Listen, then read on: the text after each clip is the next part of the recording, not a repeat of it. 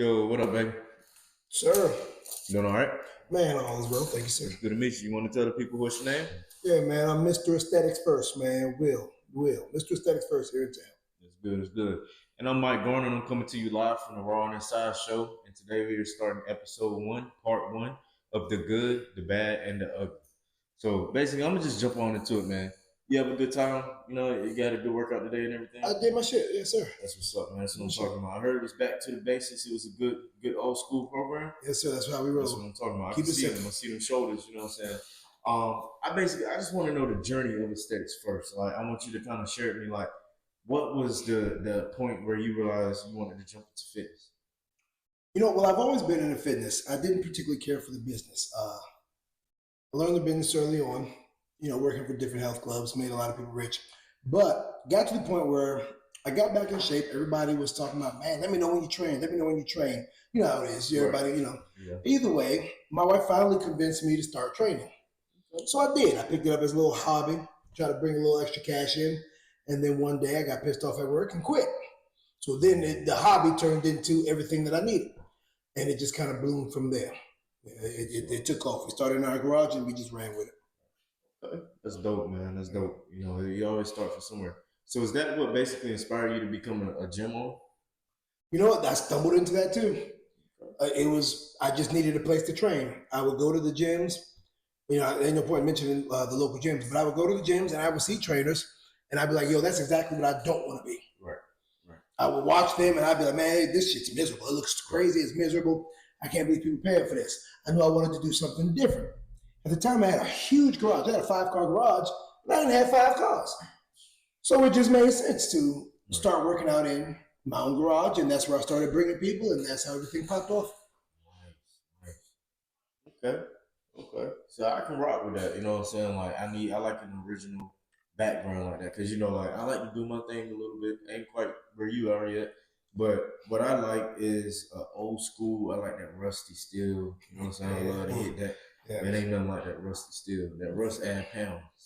Yes, sir. I feel like it formed you just right. Yeah, you looking like a lineman and you play linebacker. You know what I'm saying? Like, that's how you do. That's how you do. And especially as a running back. You know, you gotta keep them legs right. Man, I can't tell you. How do you maintain the balance between success and client satisfaction? Honestly, you don't. You don't. And here's why. In most cases, client satisfaction and your own passion always clash. 9 times out of 10, they're going to clash. It's really fucked up that way. So, in order to maintain client satisfaction, you have to limit your passion or learn to regulate it. Kind of treat it like, you know, like acceleration in the rain or on ice. If you accelerate on ice, you've got to kind of play with it, learn it. You know, massage a little bit, you got to play with it. So balancing the two is very difficult. And every now and again, you manage to pull it off. But in most cases, you got to realize not all of your clients are there for the same thing. Some actually are there for results. So you get to go full throttle. Right. And then some are just there to have their ego stroked. So you got to BS. Then some are there just for mental health reasons. Like, not everybody's there for the same thing. Right. So you really got to get to know these motherfuckers, see what they're there for, see what they need, and then just kind of meet them where they are. Right. Not everybody's going to be there for the same thing. That makes sense. You got people pretty much all over the place. But they in one building. We got a group of 10 people, different personalities, and everybody there for something different. That's true. So with that, I'm gonna follow up with, like, basically, what challenges do you face with motivating everybody who got different interests? Well, you know what? The first challenge is realizing that we're not there to motivate them. That's not our job. Okay. Like, I'm a coach, I'm a trainer. You have to get your ass to me in order to benefit from my service. I can't motivate you to come see me. So look, I'm not your motivator. Whatever your goal is should be your motivator. Whatever your plan is, that should be your motivator. And then you come to me to help hone what you're doing. Like when Michael Jordan made his way to Phil Jackson just kind of honed that shit. But Jordan busted his ass to get there. He had the motivation on his own. He brought it to the party. So Phil, all he had to do was bring his expertise, and it worked out for everybody. That is what I do. You bring your want, I bring my knowledge, and your work and my knowledge match up, and some great shit happens. So now I can't motivate you, and once I realized that, the job became easier. Because begging people to come in, hey, where you at? Where you at? Where you at? I ain't got time for that. Right. But what I do is I go balls to the wall for the people that's there every day, consistently, regular basis, busting their ass. That's what I do. So now I ain't no motivator. That ain't my job. If you ain't got it for yourself, I'm probably not the trainer for you. Gotcha. Well, since you yourself don't have it, but I do, as I understand, you have multiple other trainers in the gym, right? Yes, we got a few. Yes. How do you go about with them? Like, let's say, do you coach them into or mold them, I per se, in how to be better trainers, or everybody got their own flow, they're doing their own thing? It's a mixture of both. I teach them the business. Man, you can throw a dime and hit 10 good trainers. We're all good in town. We're all as good as our clients. Right. I teach my trainers the business, how to get their money, how to maintain professionalism, how to keep the money flowing. That's what I teach my trainers. As far as them me molding them, no. Bring what you bring to the table. Don't try to do it the way I do it.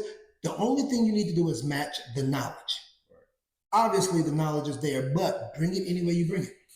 You know, we all have different methods of teaching, learning. Your people are coming to you because you have something that they want.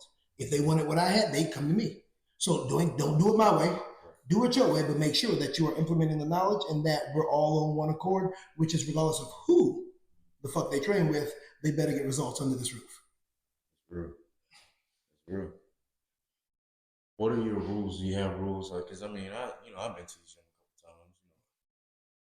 You got some pretty clients. Some of them single women. Sometimes single women want to get workouts. Do you astray your trainers from pursuing romantic entities with their actual clients, or is it kind of you can't control? I mean, you can't control it all. You can't. No, you can't do a damn thing. You can only advise them against it. And the reality is I think every single male trainer has been through that situation where they've been tried, tested, right? And that's what it is. Ooh. That's the nature of our business. Ooh. We've all either learned from it or we didn't. Right. You're going to fuck it up every now and again, once or twice, maybe early on. But once you reach a level of a certain height of success, you better know that shitting where you eat is going to leave you homeless, and foodless. You're hungry. You're going to be hungry. Yeah, exactly. Well, unless you just like eating shit. So if you want to shit where you eat, just be prepared to eat shit, because that's all you're going to get. So my trainers, I tell them straight up, look, I already know what the temptation is like. I already know how they are. I know what's what. Right. However, you can either learn from the mistakes that's been made in the past, or you can remake them and end up broken. I'm going to tell you right now, why learn for yourself something somebody already showed you? If you show me that driving a truck at 100 miles per hour leads to rollovers, why the fuck do I got to drive it at 100 miles per hour? No, it's simple. Yo, if I tell you it's not a good idea, if you're going to do what you want to do, just be prepared for the consequences. And the consequences is poverty. Because the bottom line is this: for a male trainer, the moment a woman knows you're interested, she ain't going to pay you. That's real. That's real. I've been through that. I had my days of training as well. I done been through those situations, and I like to eat. Might not look like it, but I like to eat. I'm a hungry motherfucker too. Everybody gotta eat. I love steak. Love me a steak. I gotta have me a ribeye, wagyu. You know what I'm saying? Because I feel poor when I gotta eat a sirloin. I still be chewing today. I be chewing today, and then everybody cooks the sirloin. Well done. Yeah. And that is an epitome of how my career go. If I allowed myself to keep messing with women in this training game, I'll be eating well done steak. I'll still be chewing my faults. So I can respect that. Do you have any memorable entities, like far as like where your trainers has done something and it just completely moves you off your feet? Like it's not surprise, but it impressed you. Like, yo, they really step in, because then you got some trainers and they're some elite. They're elite. You don't have just one. You got a lot of different elite trainers, in the building. Them motherfuckers, they show up and show out in different ways. They're all motivated by different things. But the one thing I can say is, after COVID, COVID was a scary time for gym owners or trainers, or matter of fact, it was a scary time for anybody who owned a fucking business. Right. If you didn't have a guaranteed job, COVID had you shook. Right.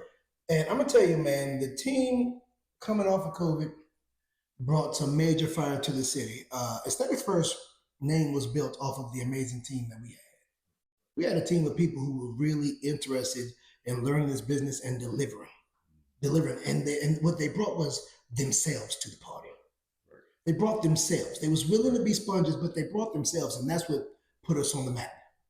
That's why we were a household name. Like, regardless of what you say about us, you knew about us.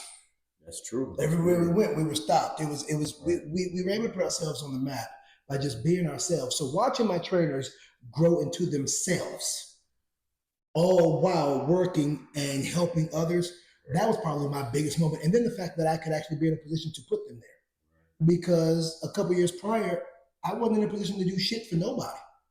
I was 6 kids making $10 an hour. I couldn't do shit for a damn person.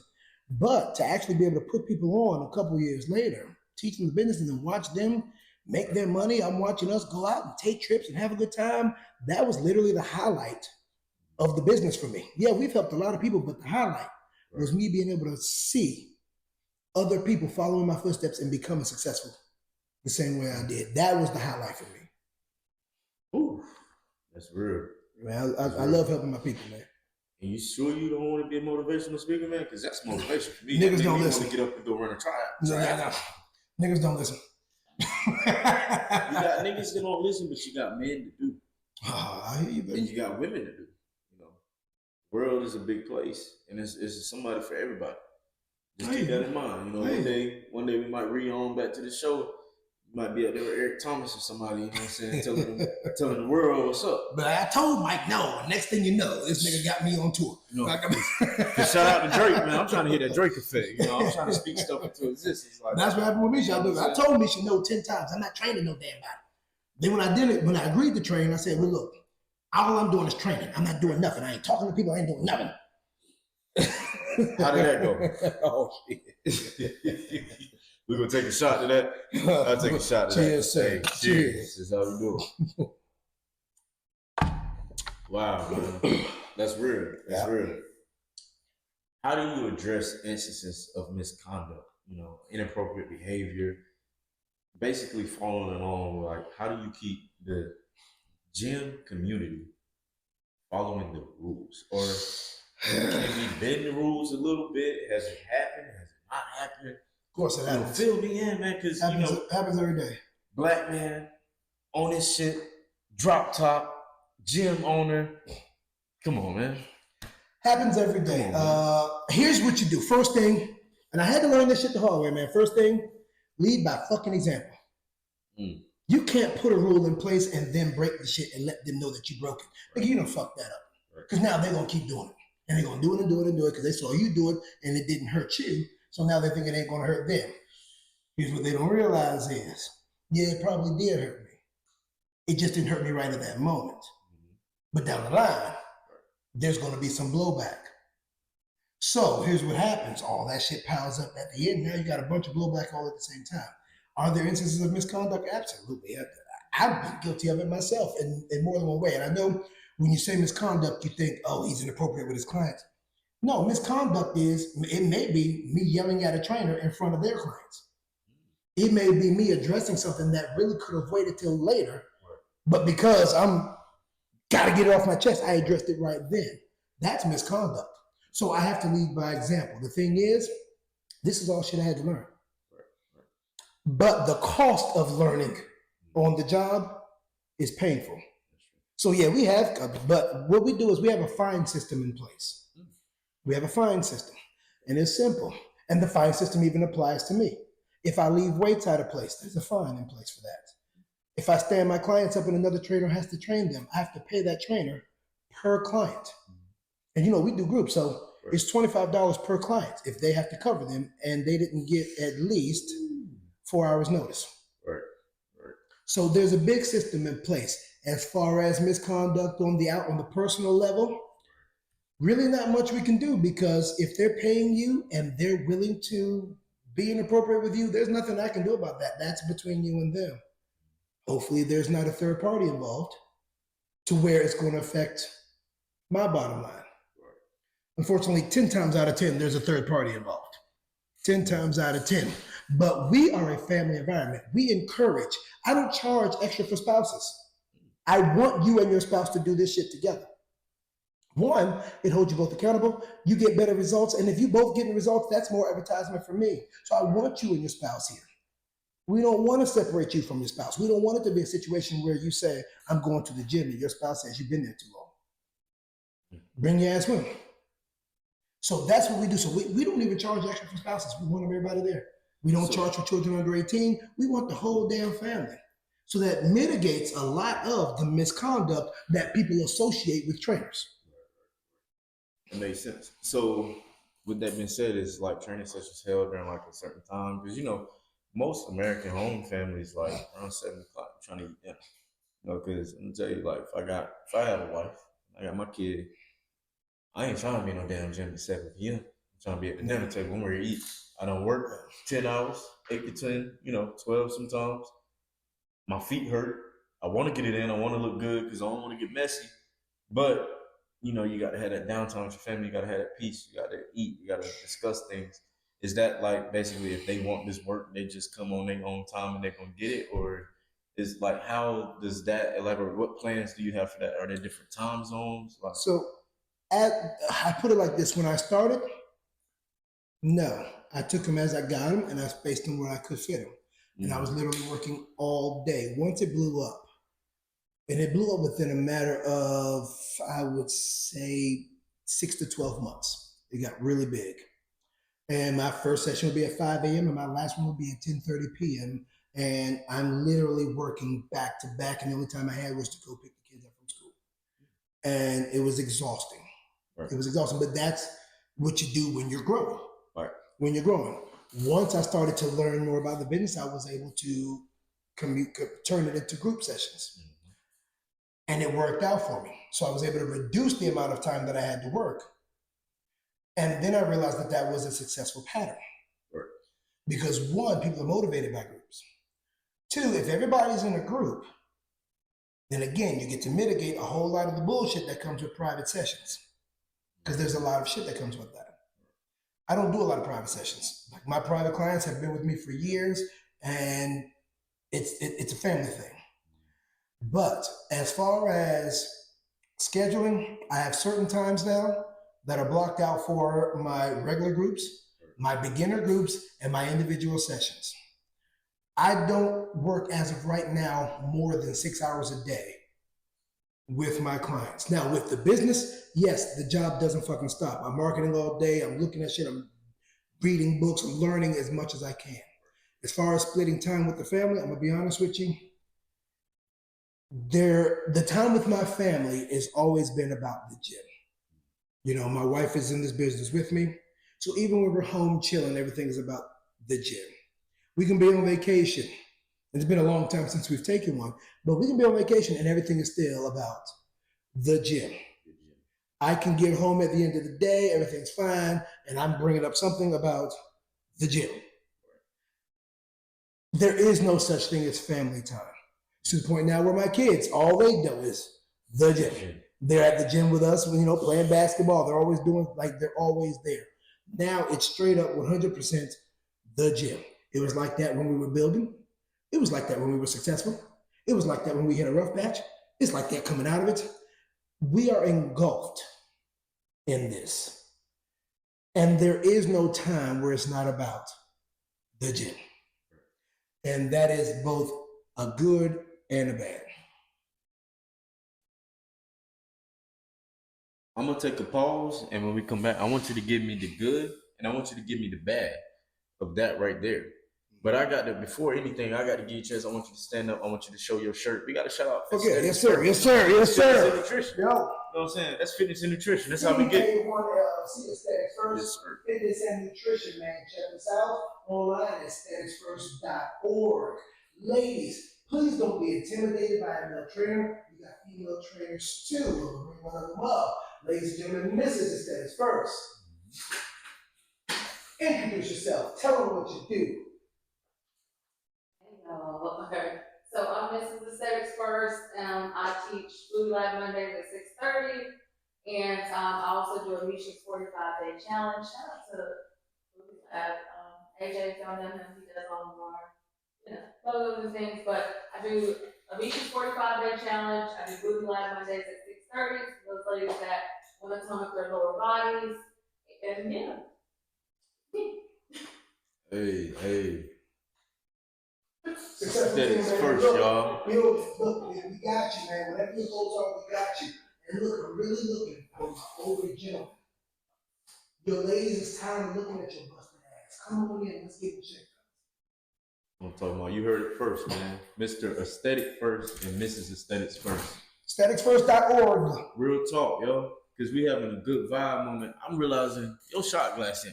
Where's the round call? Where's the round call on that?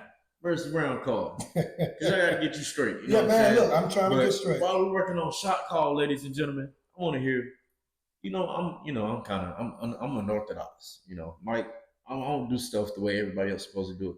Don't give me the good yet. What's the bad? Oh shit, nigga, where do I start? We just the did bad. it. Okay, all right, the bad. No real personal time. We're in a small town, so everything is magnified. If we're successful, it's magnified. Right. And people, once in the town we're in, once you become successful, people stop fucking with you. Right. Our people. Yeah, it's our people, right? They stop fucking with us when we become successful. Right. They loved me until I became successful. Right. Now, the church folks didn't particularly care for me. They thought I cussed too much or whatever. But the thing is that was a gym persona that worked and it got results. I dare any trainer or gym program, thank you, love, any trainer or gym program, here, you take that one for me, to try on top, y'all, to match the amount of before and after transformations we have. We've been in business for 9 years, and I can say with certainty that no other gym in town has the amount of transformations that we have, or programs. None of them have it. But here's the thing. As good as we are at transforming, the bad is all people care about is the behind the scenes. What are they really like? That is the thing. Nobody cares about what we can do for them. They're more concerned about what we are to each other, or what they hear, or what they think. Like, nobody, I've always heard the same thing. Now, they will say this, yeah, if you go there, you're going to get results. Mm-hmm. But then there's a lot of other bullshit that comes along with being in a small town. Right. Being in a small town built us, and it was amazing. But being in a small town destroyed us too. Mm-hmm. And that's where it gets really pitchy. That's where it gets pitchy. And I think we're going to get more into that. Because, you know me, man. I got to know. I ain't a nosy dude, but there's people out there that are watching. I walk through the streets of Goldsboro. I hear Mr. Aesthetics First. I hear about Mrs. Aesthetics First. I hear about some of the trainers. I hear about, I hear about some of the parties. I hear about some of the bottles. I hear about, you go there, you're going to get results, but you're going to leave out drunk, man. Hey, I got to keep it real. You know what I'm saying? It's real, raw, and uncut. You know how we do. Okay. But we're not going to jump all into that just so yet. We got parts for this. I really want to know more about what advice would you give to other gym trainers or other, especially like, I feel like this is the epitome. You know what I respect the most about you, man? There's not too many towns you can go to and it's a black gym owner. That to me is number one. I'm like, that's real. That's why I always had the vibe of, I got to meet this dude. I don't care about what I hear. I haven't met him. That's hearsay. Where's the clap joint at? Where the clap sound? Where that shit at? We got cue that shit. Cue that production job. You don't get that. You know what I'm saying? You don't get that. Like, how many times? Like, I walk into Planet Fitness. It might be a black dude at the counter, but he ain't on. I walk into Gold's Gym. It might be a black dude at the counter, Or it might be a real big strong dude hitting the bench, and I'm sitting here like, dang, I gotta wait for him to finish. It's a bench open, but he got all the players. But he ain't the owner. Man, I walk in Goldsboro, North Carolina, I go to your establishment, man. It's a big black dude in there, he lifting, he talking shit, he getting it, but he the owner. That's why I give you, man, you are one of the pillars. Highest, most up respect to you. Thank you. I'm saying respect to you. Appreciate that, baby. We're going to take a shot to that. Yep, say no more. That's history. I ain't going to drink this whole thing because let's be real. That's damage. See, we got to tell, we do got to tell our production crew how to do 2-finger pours, y'all. This is bourbon. This is bourbon. Look, she made sure she didn't have to get back up. I'll see. Because I won't even get up if I finish this cup. But I'm going to stay on top. You know, I'm feeling good. I'm feeling good. I'm supposed to be getting up. Yes, sir. Yes, sir. But how I'm looking at it is, yo, for real, man. Salute. I got to give you your flowers while you right here, man. Appreciate it. A lot of people won't give flowers until you're gone. And that's a problem that we have in our community. Nobody wants to support. You know, everybody say, hey, I'm coming through. I'm going to do this. I'm going to do that. But when it comes to supporting, where it's at? We'll talk all about the bad that we heard and hasn't even stepped foot into the environment. It's one of the biggest reasons why I reached out. You know what I'm saying? Because I'm like, man, I hear about all this stuff, but I don't hear your side. So, you know, it's the good, the bad, and the ugly. You know what I'm saying? Like, shit get ugly. It do. But I'm going to tell you, man, from my seat, shit look good. Well, I appreciate it, man. Look good. I appreciate it, and I love you. I love you being here, man. So it's like, for me, you know, I'm always looking around because I'm like, what strategies did you amplify to make sure you secure this business? Because black business is good business. Well, I was trained by, I'm a little older. I was trained by Bally Total Fitness years ago, and that's actually where I met my wife. 23 years ago. That's where I met my wife. 23 years ago, I was working at Bally Total Fitness, and I made it up to assistant manager in a relatively quick time. And Bally's was a gym where you signed a 3-year contract, and we had to convince these people to do this shit. Right. And these motherfuckers bitch about the 6 months that I required, and I had to sell 3-year contracts to eat. But they trained us well. I mean, very well. They broke down the psychology, how to build rapport. Talking to people is probably the easiest thing I do, which is weird because I fucking don't like people. What? People are full of shit. I don't trust them. I don't like them. And that is the reality. But I was so well trained that I could talk to anybody. Most importantly, my passion always kicks in when I'm talking about helping these stupid motherfuckers. My passion kicks in. So it's easy for me to convey my message. And then I have a slight church background too, where I was pretty much pushed into a ministry role because I was able to convey my passion articulately. Right. So they used that. And, you know, and it honed what I do. So I was able to be able to reach people, but yet keep them at a distance, which is it's a very fine line between that, especially in this business, because if you're a trainer, you know, you are everything. You are a counselor, you are a trainer, you are a coach, you are a brother or sister, like you're everything to these people in most cases.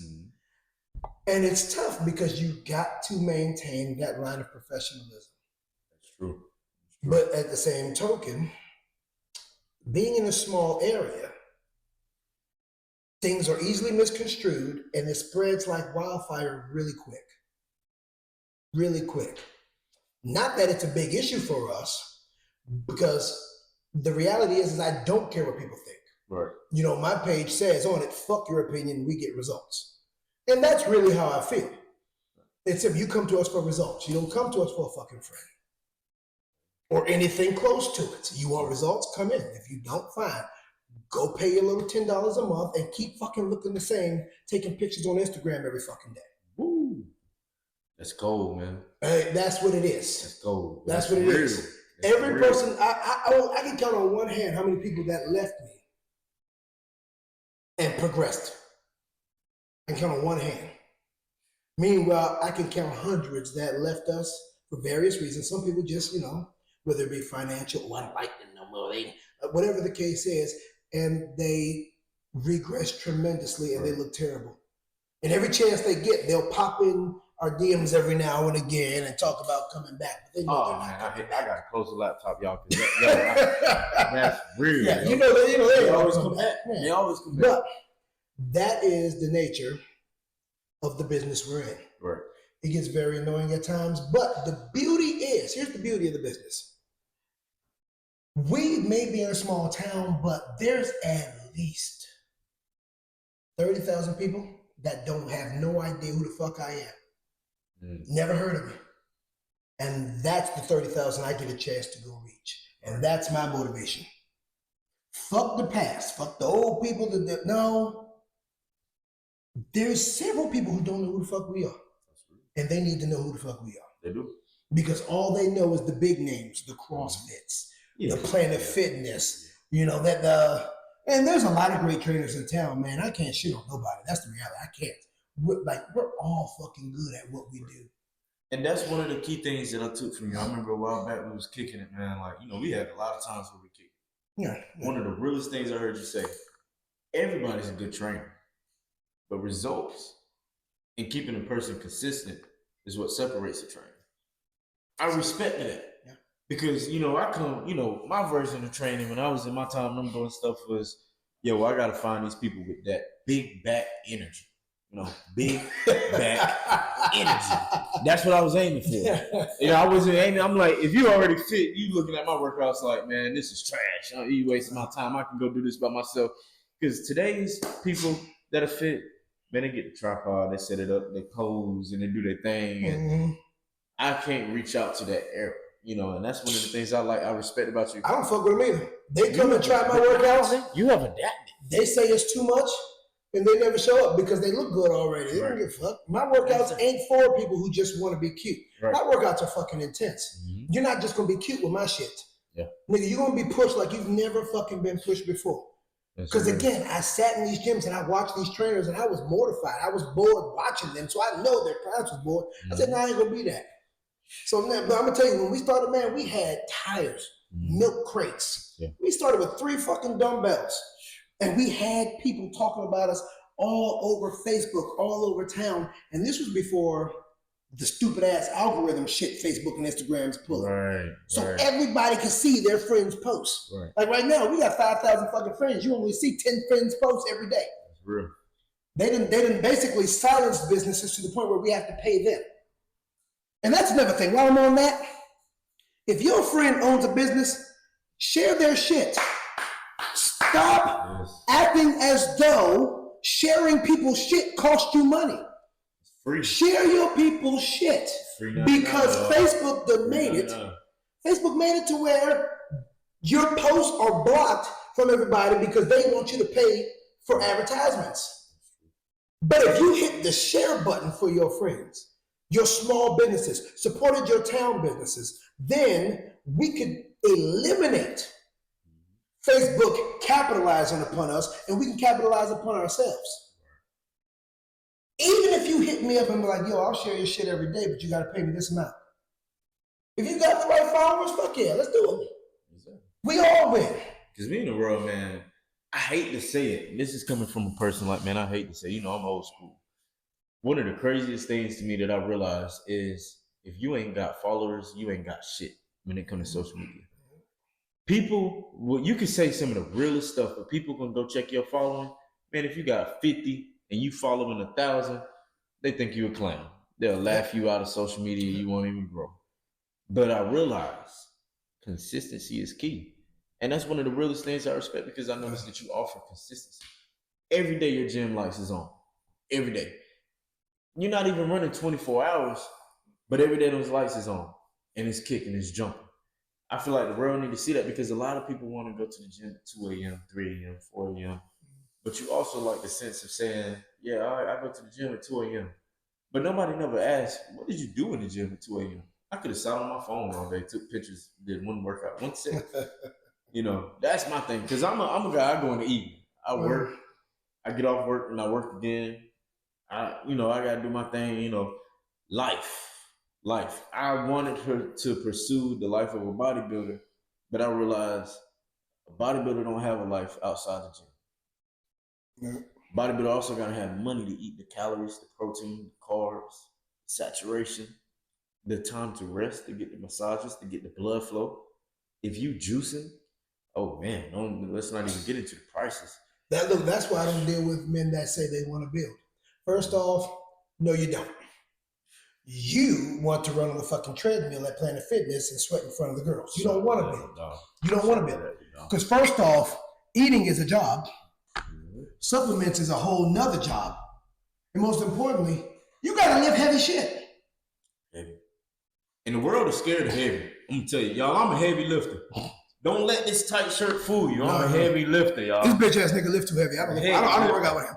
The heavy lifter. Yeah, I can't do it. I live the world like I don't work out with him. I'll challenge anybody and guess how much I weigh.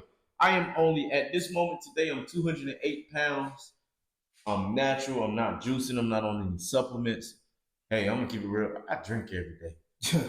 No, you don't, man. No. But no. Challenge me, and I bet I'll break your back. And that's why I was into that whole big back energy, because I don't like my clients to challenge me. Although when they do, I show up and I come. Yeah. But big back energy is consistent because they want a little back.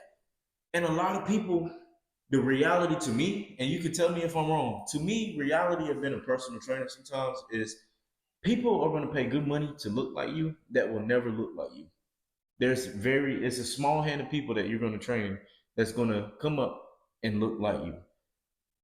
Because this nigga snitching on the business. You have to be real. He's snitching on the business. And that's how you done shot their hopes down. I'm a real dude. You done shot their hopes down. See, now the fellas be like, nah, I can't go to that gym. I ain't gonna never look like him. I ain't saying you. Then they like, man, damn, you snitching on the business. I look at it like this, like real talk, man. One time I was training girls, and then next thing I know, their boyfriends hit me up. They want to work out.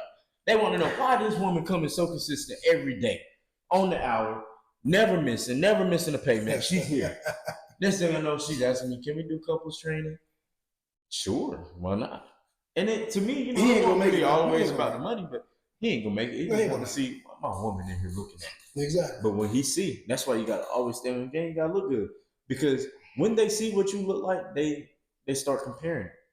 Then they'll stick with you for a little bit, but when they feel like they can try you, oh man, they're gonna try you. The male testosterone is something different, especially in the black community. You know, I don't have that problem because one, most of the men in our community tell their women not to come to me anyway. Ooh. So that's not an issue for me.